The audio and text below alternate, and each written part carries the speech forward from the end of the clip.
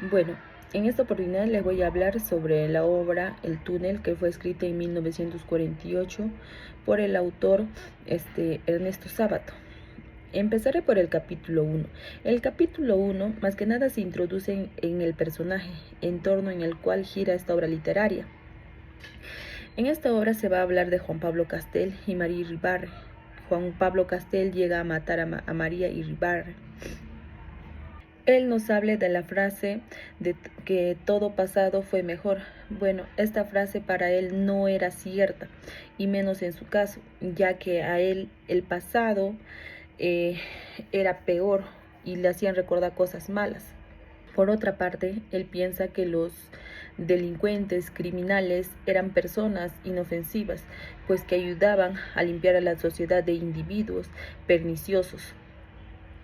Juan Pablo expresa que el mundo es horrible y que lo demostraría en el caso de un pianista, ¿no? El caso del pianista es pues que este pianista en un campo de concentración se queja, ¿no?, de que tenía hambre y a él le obligan a comer una rata viva.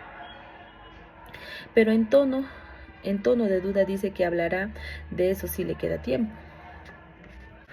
Bueno, en el capítulo 2, Juan Pablo habla en su historia del crimen, ¿no?, de cómo asesinó él a María Iribarren. Él va a contar a su modo, no por vanidad, sino porque él se considera como una persona de carne y hueso. A él, aparte de eso, no le importa lo que la gente pensaba, lo que querían decir de él. Como digo, él se presenta como una persona de carne y hueso, como cualquier otra persona.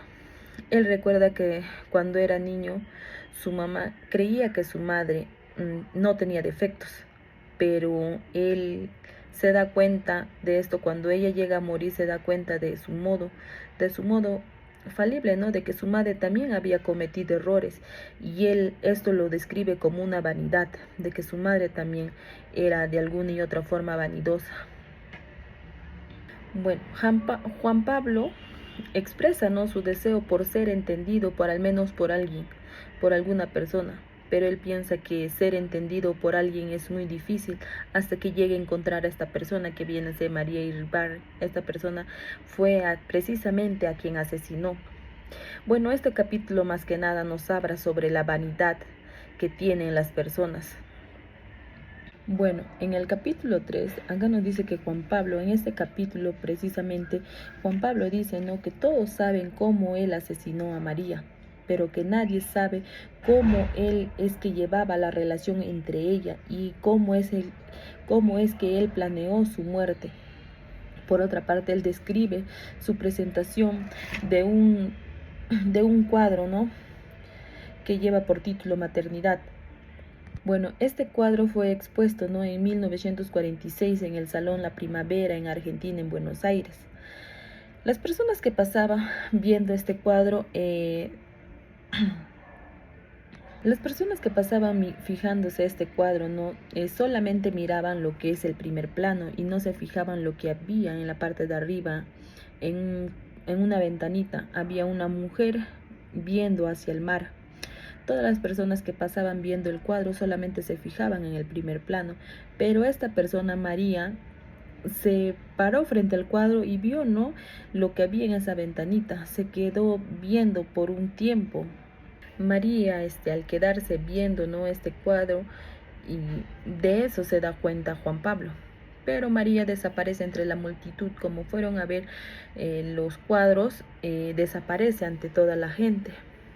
Pero Juan Pablo sentía un temor. Él no sabía la sensación del por qué sentía ese temor. Es que en ese entonces, de allí en adelante, él iba todos los días, se dirigía al salón, ¿no?, a ver si reconocía a la mujer que se quedó viendo el cuadro, pero no volvió a verla. Y desde ese momento él solo pensaba en ella, en buscarla.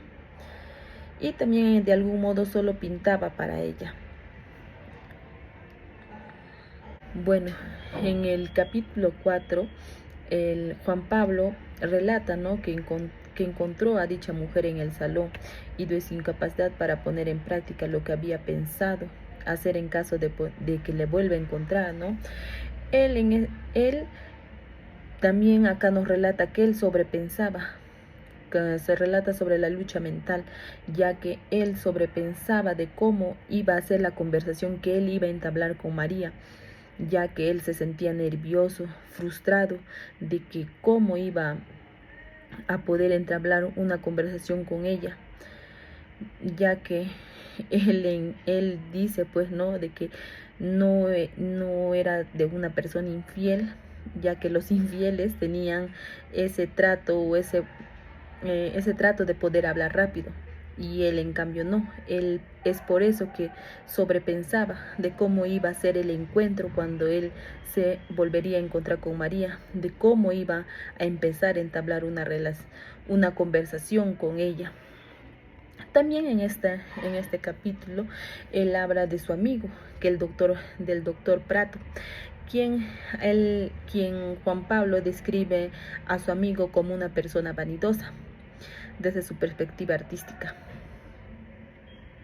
Bueno, en el capítulo 5, Juan Pablo se describe como una persona tímida, ya que él, como les decía, él no sabía cómo entablar una relación, una conversación con María. Él llega a tener esa lucha mental, ya que piensa él tiene la posibilidad de encontrar a María. Pero al momento de encontrar a María, él también sobrepensaba de cómo iba a empezar una conversación con ella, así como también su miedo de no poder entrar en contacto con el interior de ella como persona. Así es que él, en este capítulo, él pues sobrepensaba de cómo, de buscarla a ella, ¿no? Si le buscaba a María, pero él no sabía de cómo iba a entablar una conversación con ella, más que nada, de cómo iba a empezar su conversación con ella, ya que él, al encontrarle a ella, lo primero que le preguntó fue que si era la oficina T, donde que ella voltea y le dice de que sí, y bueno, de que ella de ahí se va. Bueno, en el capítulo 6, acá nuevamente se relata, ¿no?, el encuentro de Juan Pablo y María. Este encuentro se da en la compañía T, el cual culmina cuando él se retira por haber creído estar equivocado en cuanto a ella, ¿no? O sea, él pensaba de que no era la persona a la cual él buscaba, ya que él le pregunta, ¿no?, de que sobre la obra, sobre el cuadrito donde que se miraba una chica y el mar, viendo al mar fijamente. Y al no responderle la chica, él piensa que se equivocó de persona y se retira. Pero al poco tiempo la chica va detrás de él y le dice de que sí se recuerda del cuadro, ¿no?, de la ventanita donde que está la chica mirando fijamente al mar. Ya ella le dice, ¿no?, que sí recuerda esa escena constantemente. Después de decir esto, ella sale corriendo directo hacia la compañía T.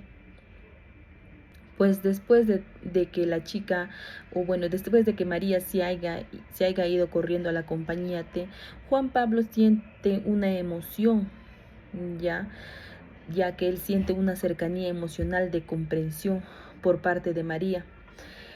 Y aparte de eso, él ya sabía dónde ubicarla, dónde encontrarla. Bueno, en el capítulo 7, ese capítulo más que nada relata, ¿no? Juan Pablo va a buscar a María, a la compañía T. Pues él, al ir a esta compañía, él va pensando y descartando posibilidades. En una de esas son 3 posibilidades. Una de ellas es pues que ella había salido a realizar una diligencia muy larga y que aún no había salido. La segunda posibilidad es que antes de hacer una diligencia, ella había salido a dar una vuelta, entonces también convenía esperarla. La otra posibilidad era de que ella tuviera un empleo ahí, entonces él debía esperarle a la hora de salida del personal, ¿no? Pues él, al ver esto, él cruza la calle, al frente creo que había una cafetería, él la espera desde ahí, viendo cada persona que sale. Cada persona que sale, entra hasta la hora de salida, para que él pueda volver a encontrarse con María. En el capítulo 8, Juan Pablo se llena de tristeza, porque él al buscarla a María, o sea, al regresar a la compañía T a buscarla a María, él no la llega a encontrar. Ya, y eso en él pues crea una tristeza.